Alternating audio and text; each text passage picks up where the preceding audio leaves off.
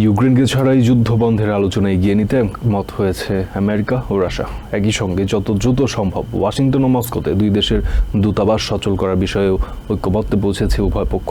মঙ্গলবার সৌদি আরবের রাজধানী রিয়াদে রাশিয়ার প্রতিনিধি দলের সঙ্গে বৈঠকের পর এসব তথ্য জানান স্টেট সেক্রেটারি মার্কো রুবিও।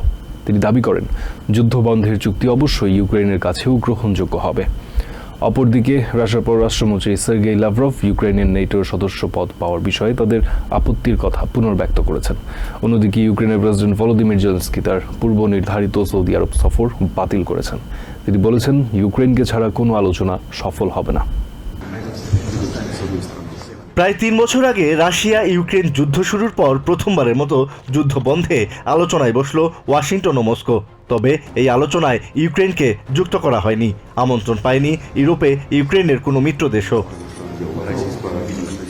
মঙ্গলবার সৌদি আরবের রিয়াদে অনুষ্ঠিত এই বৈঠকে আমেরিকার প্রতিনিধি দলের নেতৃত্ব দেন স্টেট সেক্রেটারি মার্কো রুবিও। রাশিয়ার প্রতিনিধি দলের নেতৃত্ব দেন দেশটির পররাষ্ট্রমন্ত্রী সার্গেই লাভরভ। 4.5 ঘণ্টাব্যাপী বৈঠকের পর মার্কো রুবিও জানান, যুদ্ধ বন্ধের বিষয়ে রাশিয়া বেশ ইতিবাচক।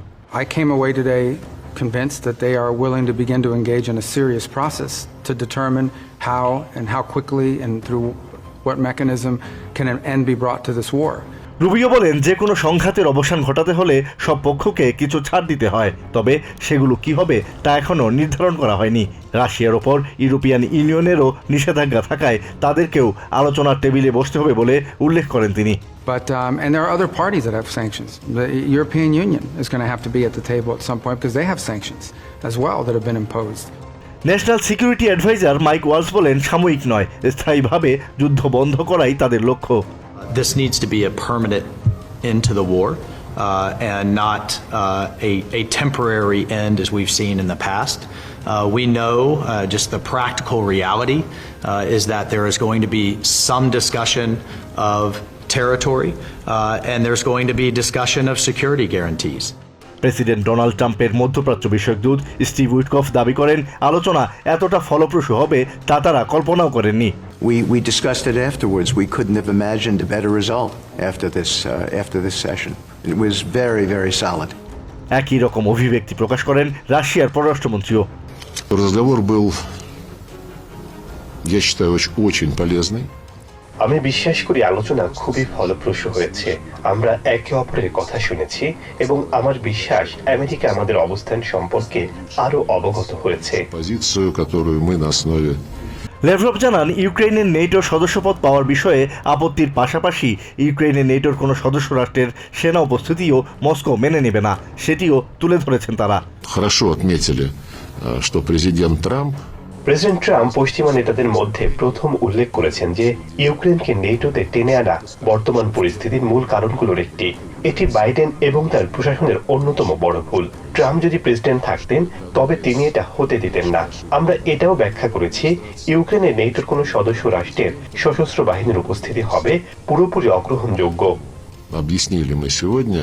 অন্যদিকে আঙ্কারায় তুর্কির প্রেসিডেন্ট রিসেপ তাইয়েপ এরদোয়ানের সঙ্গে বৈঠক শেষে রাশিয়া আমেরিকার আলোচনা নিয়ে কথা বলেন ইউক্রেনের প্রেসিডেন্ট ভলোদিমির জেলেনস্কি।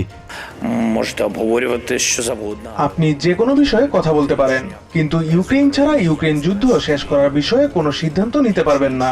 সৌদি আরবে আমেরিকা রাশিয়ার বৈঠকে আমাদের আমন্ত্রণ জানানো হয়নি, এতে আমরা বিস্মিত হয়েছি। অনেকেই তাতে বিস্মিত হয়েছে। সৌদি আরবে বৈঠকের পর মস্কোতে এক সংবাদ সম্মেলনে ইউক্রেনের বিষয়ে নতুন এক দাবি উত্থাপন করেছে রাশিয়ার পররাষ্ট্র মন্ত্রণালয়। তারা বলেছে, 2008 সালে বুখারেস্ট সম্মেলনে ইউক্রেনকে সদস্যপদ দেওয়ার বিষয়ে যে প্রতিশ্রুতি দিয়েছিল নেটো তা আনুষ্ঠানিকভাবে প্রত্যাহার করতে হবে জোটটির। Проблема продолжит отравлять атмосферу на европейском континенте. আসাদ রিয়েল, TVN 24 নিউজ ডেস্ক।